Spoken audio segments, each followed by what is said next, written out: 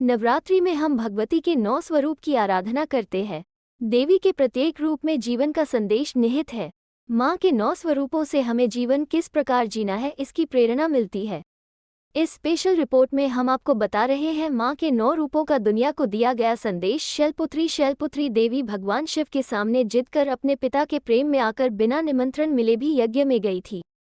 परंतु वहां जाकर जब उन्होंने सभी देवी देवताओं और अपने पिता से अपना और अपने पति भगवान शिव का अपमान होते देखा तो अपने स्वाभिमान की रक्षा के लिए तुरंत यज्ञ में जाकर अपने जीवन का त्याग कर दिया। दुर्गा के इस रूप से हमें स्वाभिमानी बनने की प्रेरणा मिलती है।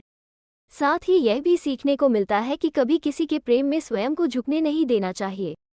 ब्रह्मचारिणी माँ तपस्या की प्रतीक है।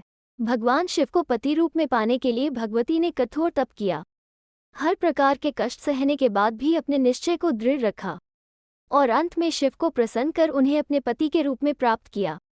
माँ ने ऋषि की पुत्री के रूप में जन्म लिया। कात्यायन ऋषि की पुत्री होने के कारण उन्हें कात्यायनी कहा गया। ये रूप घर परिवार में बेटी की महत्ता को बताता है। ब्रह्मचारिणी माँ से हमें यही शिक्षा मिलती है कि लक्ष्य प्राप्ति में चाहे जितनी बाधाएं आए, लेकिन मनुष्य को कभी अपने लक्ष्य को भूलना नहीं चाहिए।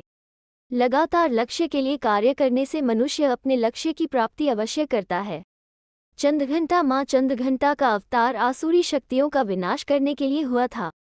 माँ के चेहरे पर मंद मुस्कान रहती है, परंतु असुरों के आते ही माँ भयानक रूप धारण कर उनको भयभीत करती है।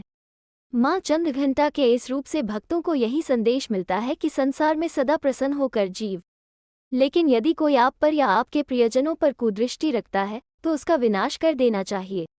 कूष्मांडा माँ को ब्रह्मांड का रचयिता कहा जाता है। प्रकृति, जीव सभी माँ की ऊर्जा से ही गतिमान है।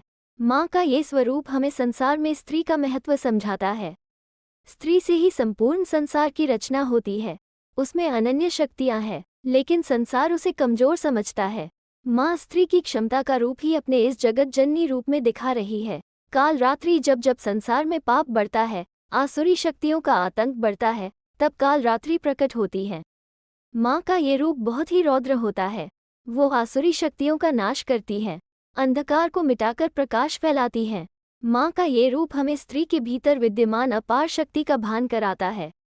जब एक स्त्री अपने भीतर की शक्ति को पहचानती है तो वो सबल सशक्त बनती है। महागौरी का रूप बहुत ही शांत सौम्य है।